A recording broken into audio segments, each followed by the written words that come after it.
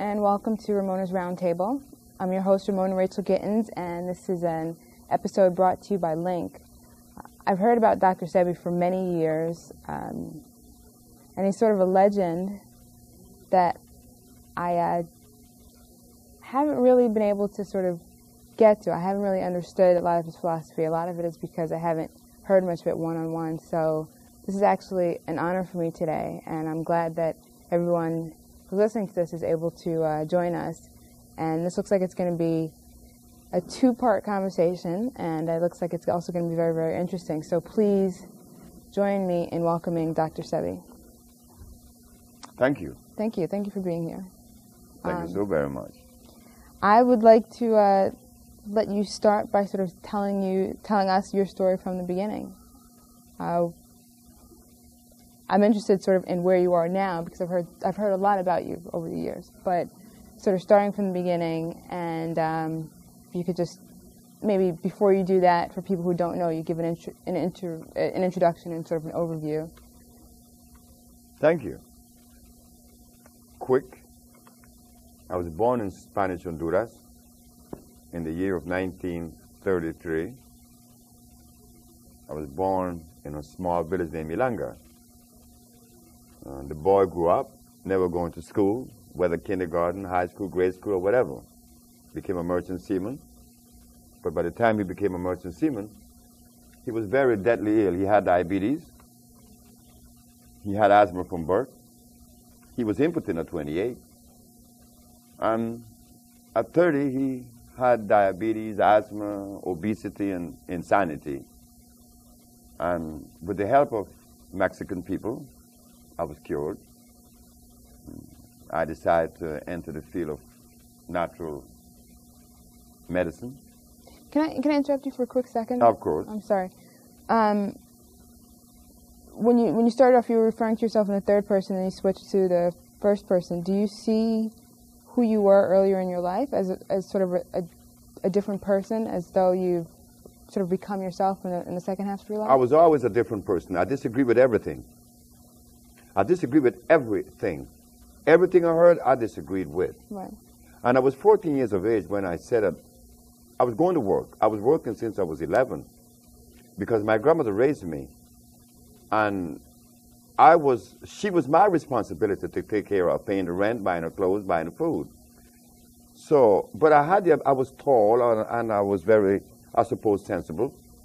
So I just grew up, and at 14, I made a statement that I was going to do something to help humanity. But when I made that statement, I also knew that I was going to come up against the established or prevailing philosophy of life. That I knew at 14 years of age.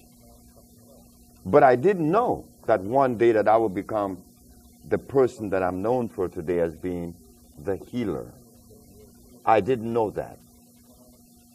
But even before I became the healer, I didn't have a girlfriend until I was 21 because I disagreed with what I saw. And even now, my interrelationship with women, I don't believe that there is a woman that could rightfully say that they love me because of the way that I live and the way that I see things. And I'm not really upset or bothered by that. But I live different. I see different. I feel different. And I don't like to share that with most people because it is so far away. You don't want to disturb anyone. But even the healing that I bring to the world, look at that. When my very first patient, I was a steam engineer working for the county of Los Angeles. And this blind man had heard that I was experimenting with these plants. And his neighbor said, well, why don't you take it? And he took the plants, and in 2 days he was seeing. And he was blind for 11 years. That shook me, because I couldn't explain to the world the mechanics behind this blind man seeing. What were your thoughts when you formulated the compound? Right. The way that the compounds came into existence, was being a steam engineer, I knew that the pH value, the pH factor, had a lot to do with healing. And the herbalists then, like the herbalists today, are unaware that the pH factor has a lot to do with it. Meaning this, I said that if God tell us that the herbs are for the healing of the nations, in the book of Genesis, in the book of Ezekiel, in the book of Exodus, and the book of Revelation, it says that the herbs are for the healing of the nations. Then as I go further into the history of medicine, this is what I found, that the great Hippocrates used herbs to cure disease, and that he cured every disease known to man. This man was curing every disease in Greece 365 years before Christ was even born. So when people tell us that only Jesus heals, you remind them that Hippocrates was here long before he was born, 300 years. So I said, if Jesus cured with herbs, Hippocrates cured with herbs, and God said the herbs, then what's up? Why aren't we curing with herbs today?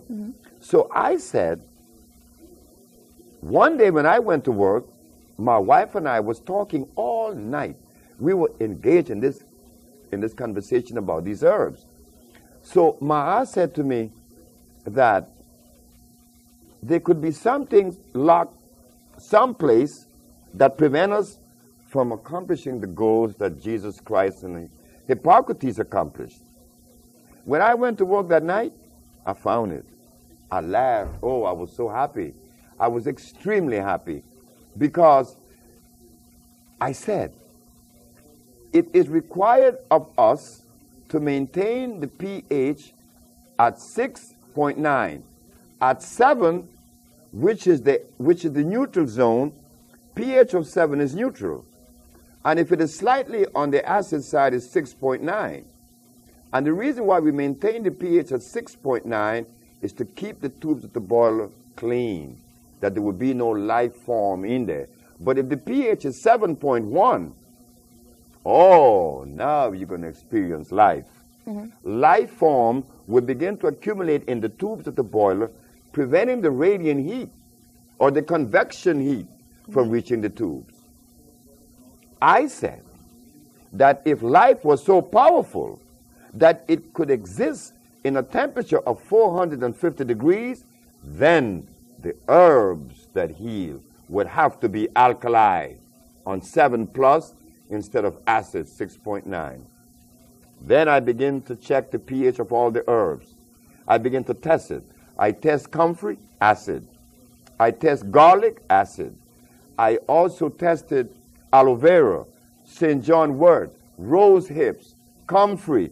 All of these things are very acid. Carrot juice is extremely acid, yet the healers in New York then and now are still recommending these acid foods. So I said, well, let me investigate further to see which are the alkali herbs. And I begin to see that burdock, yellow dock, also the elderberry, these are alkali plants. Also the Virginia snake root, that's alkali. One has to know the herbs that are alkali opposed to the herbs that are acid. This today is not really considered, nor do they follow that particular, road or understanding, because the herbalists of today are recommending peppermint. Peppermint is very acid. Peppermint freezes the brain. Some even recommend peppermint oil. Peppermint oil is extremely caustic.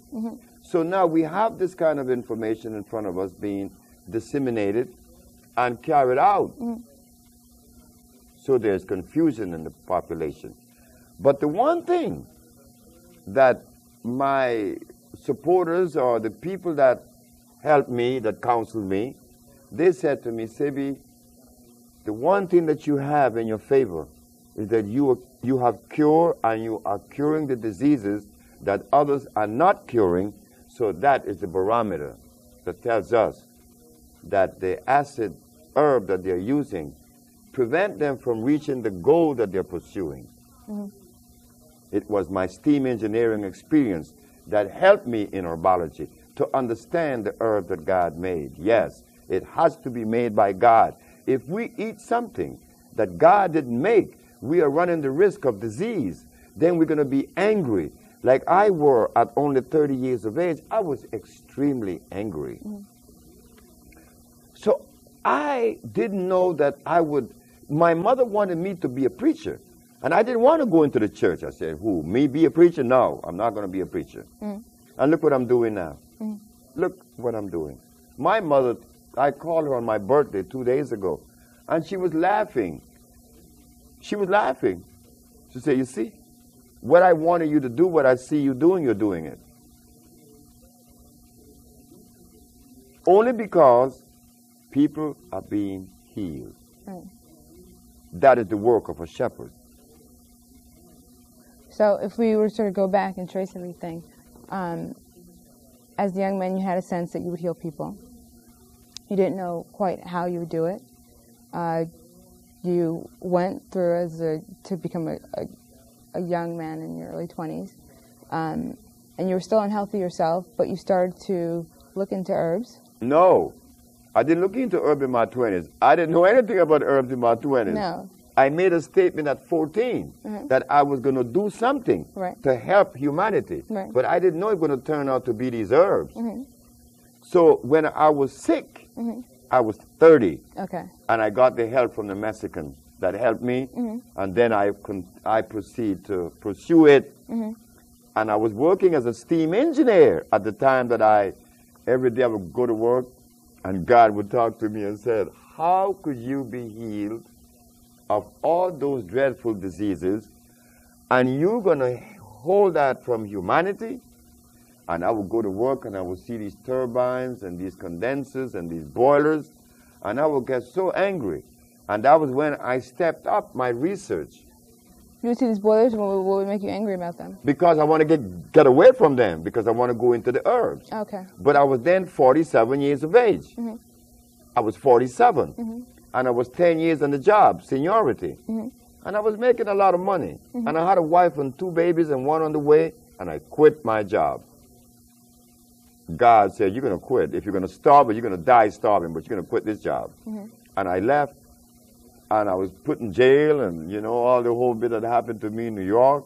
I was arrested in St. Martin one night. I was taken to jail in Curacao. Oh, it's been a journey, but it's been nice because it was like a test. I remember being down to only $400. When I started this business, I only had $400. I started this healing journey with $400. And here I am today. A little girl in New York named Haja that was brought to us with a hole in her heart. She's now 16.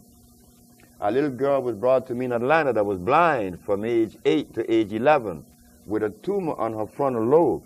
She no longer has the tumor on her frontal lobe. Her name is Mecca.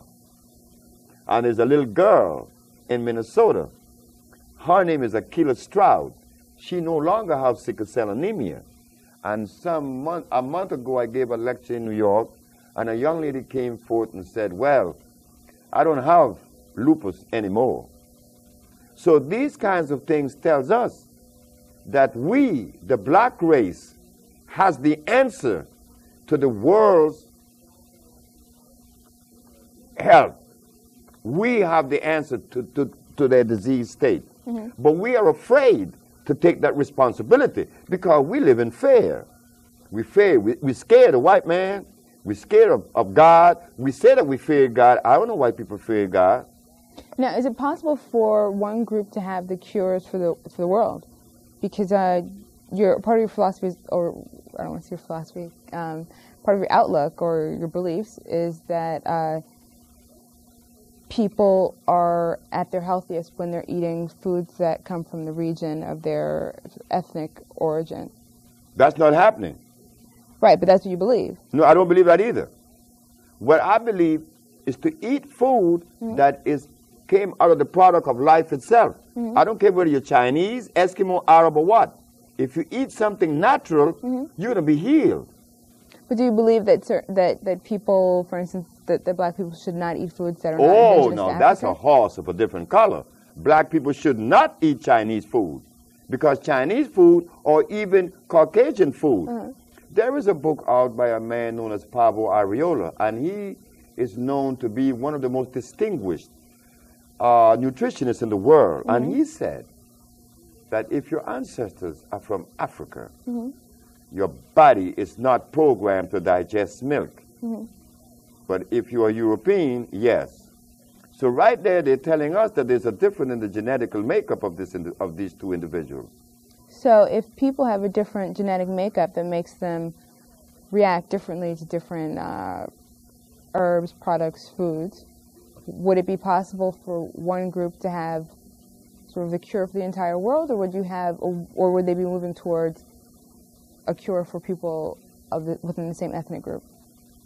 Well, it should be like that, I suppose, but our experience shows us that it crosses all lines. That it crosses all boundaries. Because people come to us. There was once upon a time when there were more white people coming to us. Chinese come to us. Japanese, I just said that Matun just killed a woman in Japan of lung cancer, and she never seen the woman.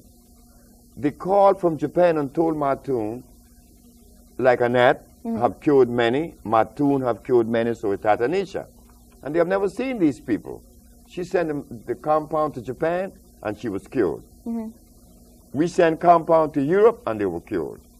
I have a letter from a psychiatric group in France who want me to go and lecture to them. Why? Because someone with schizophrenia was cured that they know about.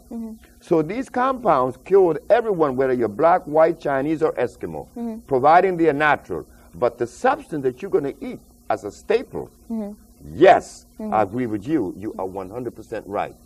It has to be something that is genetically consistent with you. Okay. No, I wasn't saying that, and I'm not saying that either, because I don't know it. It's something I'm asking you about. But you did. It was good. I've heard that you've said that. So yes, but it was correct. Okay. It's apropos. Okay. And I'd like to hear a little bit about that in terms of people and the relationship between the staple diet and where your ancestors are from. We're going to give you an example, a good example. From the day that God created this universe and made black people, how many years it has been since God placed black people in Africa? Do you have any idea? The anthropologist has no idea, but they would spout out these numbers for you, that God made the universe 9.5 billion years ago. So the other is, when did he put black people in Africa? They say 1.5 million years ago. But what was the food that God placed in Africa for these people? Certainly, it could not have been potatoes. It could not have been rice or beans or yams or chicken or hogs or cows. It could not be a goat or a lamb, because all these things are hybrid. God did not make these things. These things came just recently, only 4,000 years ago. So what were we eating in Africa before we were taken away? What were we eating in Africa before there was an invasion by the man from Europe? We simply do not know. And it is because we are unaware of this diet that God made specifically for us. This is why we're angry today and we're so divided. Everybody's laughing at us. They're laughing more at me. On the airplane, the pilots came to see me a few weeks ago when I was in the plane before 911, and they were looking at the brochure that I had that says that AIDS has been cured, and herbalists cure AIDS, and the Supreme Court of New York cannot deny, can't disagree. They were laughing at me. Why? Because you are not supporting me. So they think that I'm a fake. Because if it was a white man curing AIDS, the captain said, the whole white race would be supporting them, but my race is not going to support me. The leaders of America can't do it. Farrakhan can't do it. Jesse Jackson can't do it, because they were not designed to do this kind of work. They were designed to lobby and to talk, and to, like Mr. Al Sharpton, he likes to make people march. That's cool. But we got a job to do in healing the black race now. That comes in a different category. Those leaders cannot help me, and that's why I'm vulnerable. In what ways is the black race in need of healing? In what ways is the black race need healing? One of the areas that the black race need healing mostly is in the central nerve system. Because we have been eating acid food for 400 years. And how does that manifest itself in terms of socially?